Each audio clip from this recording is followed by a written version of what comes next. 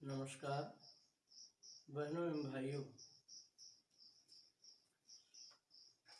अपने भारत देश के विश्व के और दूसरे देशों से संबंध की अगली कड़ी में मैं आप सबके सामने भारत और ब्रिटेन को लेकर जो राजनीतिक और कूटनीतिक संबंध होने चाहिए उस पर अपनी अवधारणा व्यक्त करूंगा। मेरा अपना ये मानना है कि चूंकि ब्रिटेन ने हमारे देश पर लगभग 200 वर्ष तक अपनी सत्ता स्थापित करने का कार्य किया, अंग्रेज यहाँ शासनारूढ़ रहे, उसके कारण से ब्रिटेन और वहाँ की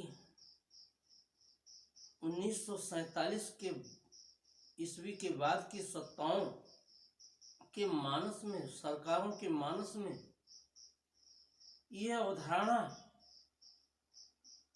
विद्यमान है कि जो देश हमारे अधीन रहा है वो हमसे श्रेष्ठ कैसे हो सकता है। इसीलिए तमाम ऐसी भारतीय प्रतिभाओं को, उनकी खोजों को दरकिनार करके ब्रिटेन ने यूरोपियंस को खोजों का, आविष्कारों का सम्मान देने का कार्य किया है। वे ये मानने को तैयार ही नहीं है कि भारत ज्ञान, विज्ञान और अध्यात्म सभी क्षेत्रों में विश्व गुरु रहा है और उसकी क्षमताएं आज भी उससे युक्त हैं।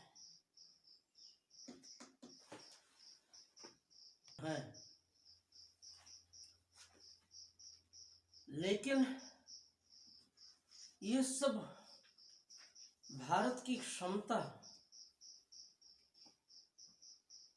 भारत की स्वतंत्रता के बाद बहुत समय तक पाश्चात्य परस्त हो जाने के कारण, चूंकि नेहरू जी भारत के प्रधानमंत्री होने पर भी अपने स्वभाव से ब्रिटिश सत्ता के हिमायती और उसके पक्षधर रहे।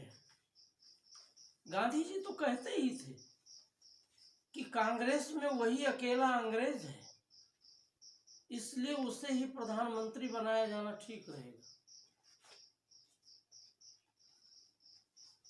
जबकि प्रधानमंत्री बनाए जाने की जो क्षमता इस देश के लिए होनी चाहिए थी वो नेहरू जी में कथमप नहीं थी।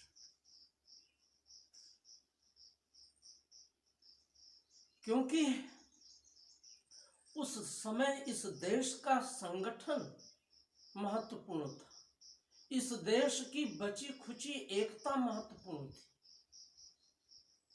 जो नेहरू के समझ के बाहर की चीज थी। वो तो पटेल जी थे जिन्होंने जहां तक हो सका इस देश को अंग्रेजों की साजिश से निकालकर संगठित करने का कार्य किया। लेकिन उस समय के दूसरे और कांग्रेसियों के कारण वो नहीं हो सका जो देश विभाजन के समय होना चाहिए था।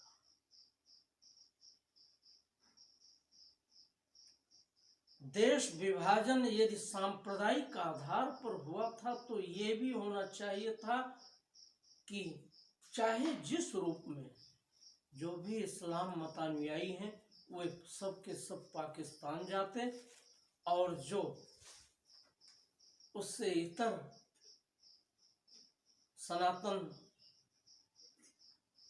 धर्म के लोग हैं और इससे जुड़े दूसरे मत पंथ के लोग हैं, वही इस देश में रहते और वर्तमान बांग्लादेश और वर्तमान पाकिस्तान से सारी इस्लामेतर आबादी भारत आती है। लेकिन ऐसा नहीं हुआ। उस समय के कुछ कांग्रेसी नेताओं, जिसमें महात्मा गांधी जी और नेहरू जी जैसे लोग मुख्य रूप से थे, इनकी प्रभावी भूमिका के कारण जो दूसरे और लोग थे वो कार्य नहीं कर सके जो उस समय की मांग थी।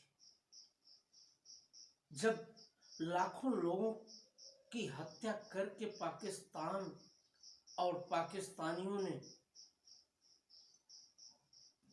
पाकिस्तान बनाने का कार्य कर ही लिया था, तो भले ही कुछ और हत्या हो जाती, उनकी भी समझ में आना चाहिए था कि उन्होंने इस्लामेतर लोगों की हत्या का जो षड्यंत्र किया है उसका खामियाजा भी उन्हें भुगतने को मिलेगा, क्योंकि इस्लामेतर आबादी इनकी तरह खूंखार और हथियारबंद नहीं रही। यहाँ के लोग सरल रहे और यहाँ के जो इस्लाम मतानुयायी, जो यहाँ इस्लाम मत में दीक्षित हुए लोग थे, उनको धीरे धीरे करके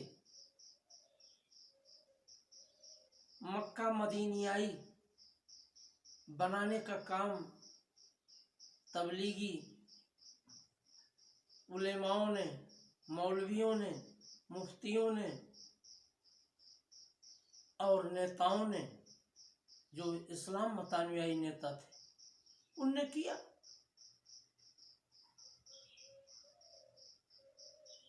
तो स्पष्ट था कि आज जो देश की स्थिति है उससे बेहतर होती, लेकिन इस देश के स्वतंत्र होने के बाद अमेरिका और ब्रिटेन तो ये चाहते ही नहीं थे कि हमसे, हमारे अधीन रहने वाला, हमारे अधीन रहा देश कैसे हमसे श्रेष्ठ निकल जाए। षड्यंत्र करके CIA ने हमारे महान वैज्ञानिक भाभा जी की विमान दुर्घटना में हत्या कराने का कार्य किया। ऐसी हत्याएं उस समय मुख्य रूप से कुख्यात गुप्तचर संस्था जो अमेरिका की CIA थी और सोवियत संघ की KGB थी, ये दोनों करते थे। लेकिन इसमें ज़्यादा महारत हासिल CIA को थी, इसलिए दुनिया में तमाम राजनेताओं की हत्या करने का काम, जो उनकी सत्ता के अनुकूल, जो उनकी व्यापारिक लाभ की स्थिति के अनुकूल नहीं रहे, अमेरिका के अनुकूल नहीं रहे, ब्रिटेन के अनुकूल नहीं रहे, उन सब की हत्या कराने का काम CIA ने ही मुख्य रूप से किया।